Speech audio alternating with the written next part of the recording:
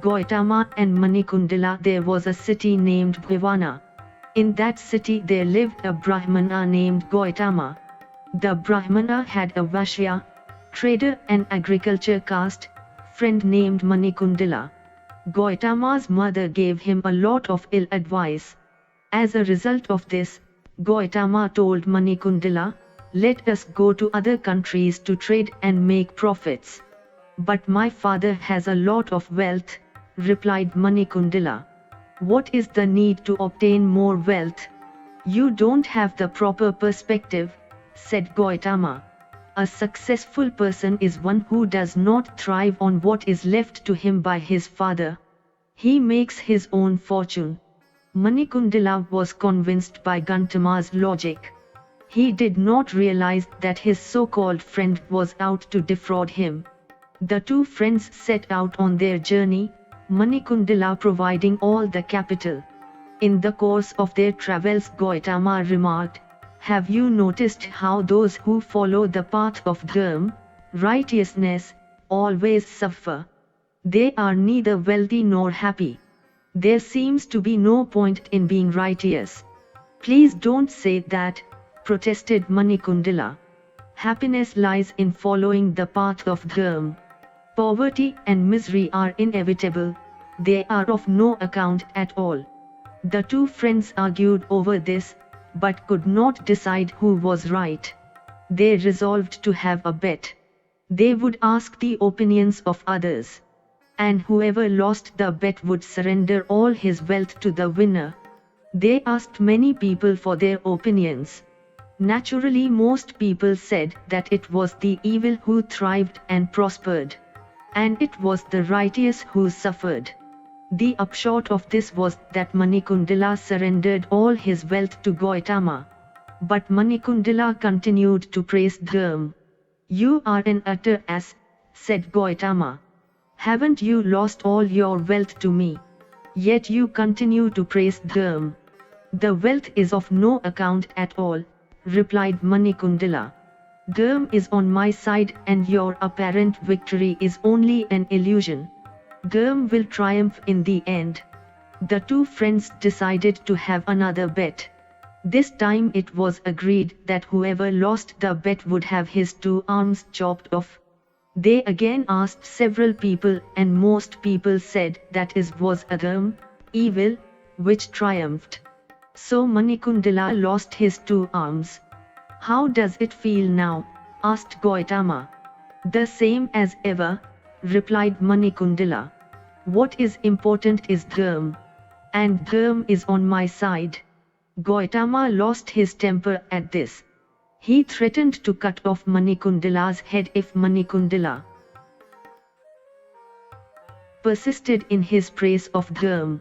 But Manikundala was unperturbed.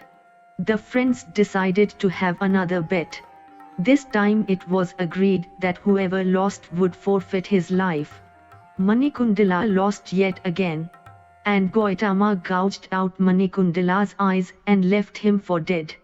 Manikundala lay on the banks of the Gautami Ganga and pondered about the fate that had befallen him. It became night. There was an image of Vishnu on the banks of the river and the Rakshasa Vibhishana used to come there every night to pray to Vishnu. Vibhishana's son discovered Manikundala lying there and found out from him the entire story. He recounted the story to his father. "Many years ago, I had joined Rama in his fight with Ravana," Vibhishana told his son. Raghuvan's son Meghnada shot a venomous arrow at Rama's brother Lakshmana. Lakshmana fell unconscious. The monkey Hanuman then went to the Himalayas and brought a mountain named Grandhamdana to Lanka. On that mountain there was a wonderful herb named Vishalyakrani which cures all illnesses. When Hanuman returned the mountain to the Himalayas, a bit of the Vishalyakrani fell down at this spot, near Vishnu's image. Let us try and find it. We should be able to cure Manikundala. Father and son hunted for the herb. The Vishalyakrani had become a huge tree. They lopped off a branch and placed it on Manikundala's chest. Manikundala immediately regained his eyes and arms. After curing Manikundala, Vibhishma and his retinue returned to Lanka. Manikundala began to travel. He eventually came to a city named Mahapura where a king named Maharaja ruled. Maharaja had no sons, only a daughter. The daughter was blind. Maharaja had announced that whoever cured his daughter would become his son-in-law and rule after him.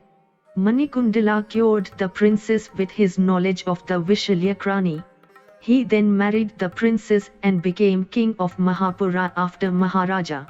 Many years later, Gautama was brought before Manikundala by the soldiers. He had been arrested on the charge of committing a crime. Gautama had lost all his wealth by then and was no more than a beggar. Manikundala pardoned his friend and shared with him whatever he had. Such are the virtues of following the path of Dharma.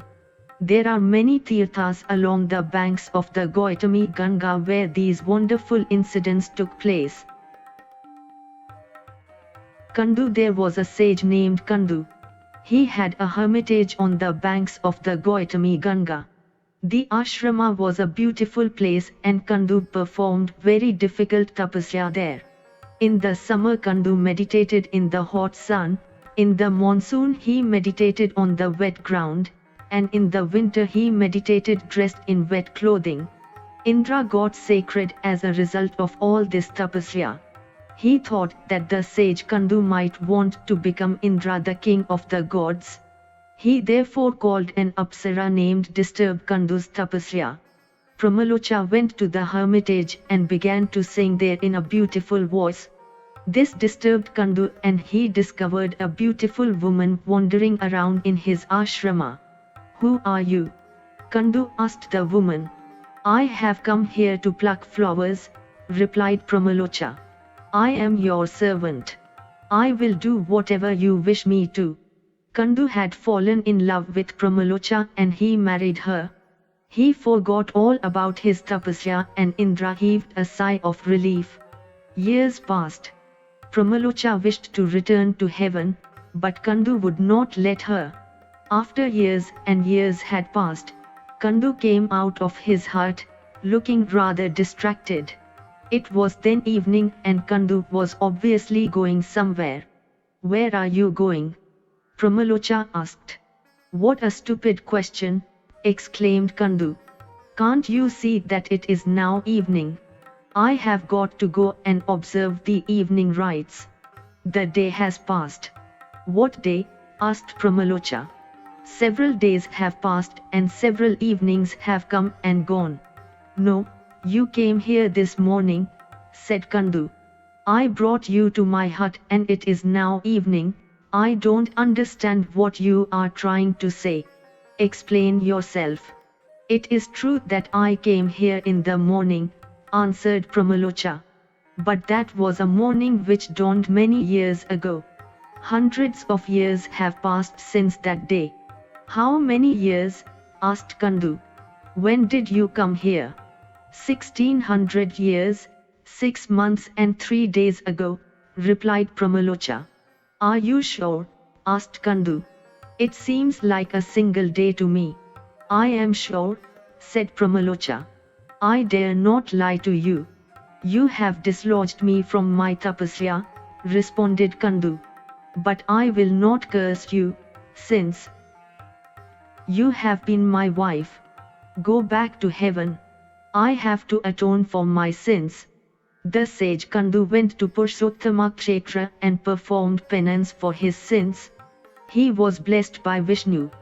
Kandu and Pramalocha had a daughter named Marisha.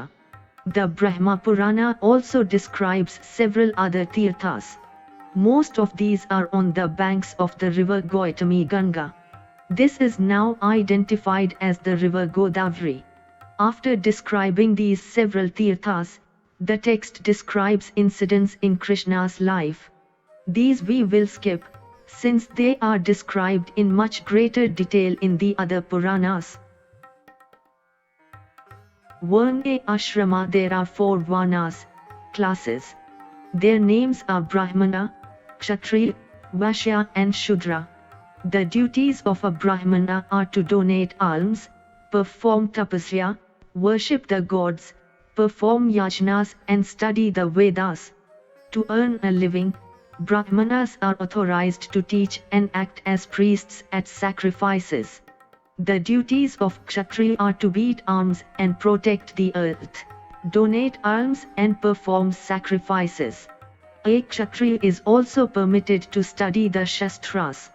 The duties of a Vaishya are agriculture, animal husbandry and trade. That apart, Vaishyas should donate alms, perform sacrifices and study the Shastras. The duties of a Shudra are to serve Brahmanas. Shudras can also be shopkeepers and artisans. In times of emergency, a Brahmana is allowed to adopt the livelihoods of Kshatriyas or Vaishyas to earn a living. In similar fashion, a Kshatriya is permitted to adopt the livelihoods of Vaishyas or Shudras, and a Vaishya is permitted to adopt the livelihoods of Shudras. There are 4 ashramas, stages of life, as well. The first of these is known as Brahmacharya, celibate studenthood. During this period, the individual spends his days with his guru and studies the Vedas well. He has to serve his guru in proper fashion and live on alms. The next ashrama is that of Grihastha, householder stage. The individual now gets married and has children. He serves the gods, the sages, the ancestors and guests. It is householders who provide alms for sages and hermits. That is the reason why the householder stage is so very important. The third ashrama is known as Vanaprastha, forest dwelling stage. The individual now retires to the forest and withdraws his mind from the earthly life. He can leave his wife in the care of his sons or take her with him. He lives on roots, fruits and leaves and makes a bed for himself under the trees. He is not permitted to shave or cut his hair, and his clothes have to be made out of bark or skins. The final ashrama is that of sannyasa, hermithood. A hermit gives up all association with the world and lives alone. He grows completely detached. He lives alone. He gets his food through begging. He is not permitted to spend more than 1 night in a village, or more than 5 nights at a time in a city. The Chandala and the Brahmarakshasa. A Chandala is an outcast. On the outskirts of the city named Avanti lived a Chandala. There was a temple of Vishnu in Avanti, and the Chandala was devoted to Vishnu. He was also a good singer. Eklasha is the 11th lunar day. Every month, on Eklasha, the Chandala would fast during the day. At night he would go to Vishnu's temple and sing praises of Vishnu. He never failed to observe this ritual. The river Shipra, flowed by the city of Avanti. On one particular night, on Eklasha, the Chandala went to the banks of the river to collect some flowers for worshipping Vishnu. On the banks of the river there was a tree, and on that tree there lived a Brahmarakshasa, demon. As soon as the demon saw the Chandala, it wished to devour him. "Please not tonight," said the Chandala. "I have to worship Vishnu throughout the night. Let me go now." "Not on you life," replied the demon. "I have not eaten for 10 days and I am famished. I can't let you go." "Please," said the Chandala, "let me go. I promise that I will come back once the prayers are over. You will then be free to do with me as you will." The demon let the Chandala go. The Chandala went to the temple. He worshipped Vishnu and spent the night in singing Vishnu's praises. Next day, he returned to the demon. "I am indeed surprised," said the demon. "You are very truthful. You can't be a Chandala. You must be a Brahmana. Answer my questions. What did you do all night? I stood outside Vishnu's temple and sang his praise, replied the Chandala. For how long have you been doing this? Asked the demon. For 20 years, was the Chandala's reply. You have acquired a lot of punya, store of merit, through this, said the demon. Please grant me one night's punya, I am sinner. No, replied the Chandala. I will not part with my punya. I have given you my body, eat me if you will. But the punya is mine own. Very well then, said the demon. Give me 2 hours worth of punya. I am a sinner. I have told you I will not give you any of my punya, replied the Chandala. But what is your sin? The Brahmarakshasa related his story. His name was Soma Sharma and he was the son of Deva Sharma. Deva Sharma was a righteous Brahmana. But Soma Sharma fell into evil ways. A Brahmana is not authorized to act as a priest in a sacrifice before he has had his sacred thread ceremony, Upanayan. But Soma Sharma became a priest at a yajna even though his Upanayan had not been held. As a result of this sin, when he died, he became a demon. The Chandala was stirred to pity at this sad story and parted with some of his punya. The demon was delighted and expressed his gratitude. He went to a tirtha and performed penance. Thus it was that the demon was freed. What about the Chandala? He returned home and then left for a tour of all the sacred places of pilgrimage. At one such tirtha, he remembered the story of his earlier life. He used to be a hermit well versed in the Vedas and the Shastras. He used to beg alms for a living. Once he had obtained some alms. But some thieves were then in the process of stealing cows, and the hooves of the cows raised a cloud of dust. The dust fell onto the food and the hermit threw away the alms in disgust. Since he had thrown away alms, he was born as a Chandala. After performing penance for this sin, the Chandala was pardoned. Yoga. The word yoga means union. Yoga is thus a form of meditation that unites the human soul, Atman, with the divine soul, Paramatman, or equivalently, with the divine essence, Brahman. A practitioner of yoga has to study the Puranas, the Vedas and history. He has to exercise restraint regarding the sort of food he eats. The best forms of food are yogurt, fruits, roots and milk. Yoga should be practiced in a place that is pleasant. It should not be too hot or too cold there. Nor should there be any noise to distract the practitioner. Yoga has to be performed in a proper posture, asana. The practitioner concentrates the entire focus of his mind on the tip of his nose. He contemplates the form of Brahmana. This can only be successful if one is detached and controls one's senses completely. If yoga is performed properly, there comes the knowledge that the same Paramatman is in all living beings. To think that living beings are distinct from one another is only to fall prey to one's illusions. All the elements have the same Paramatman in them. Epilogue. Romaharshana said to the sages who had assembled in Naimisharanya, many years ago, the great Veda Vyasa had recited the Adi Purana to sages. The sages had been delighted to learn the wisdom that was in the great Brahma Purana. Whatever Veda Vyasa had told those sages, I have now recited before you. Everyone should listen to a recital of this Purana, be he a householder or a hermit.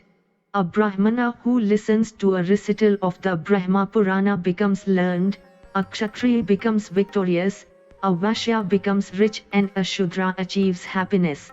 One who listens to the recital faithfully attains all his wishes. The fruits of listening to such a recital are superior to visiting the most holy of tirthas or performing the most difficult of yajnas. Romaharshana blessed the sages and returned to his own hermitage, with the express injunction that the secrets of the Purana should never be divulged to atheists who did not believe in God.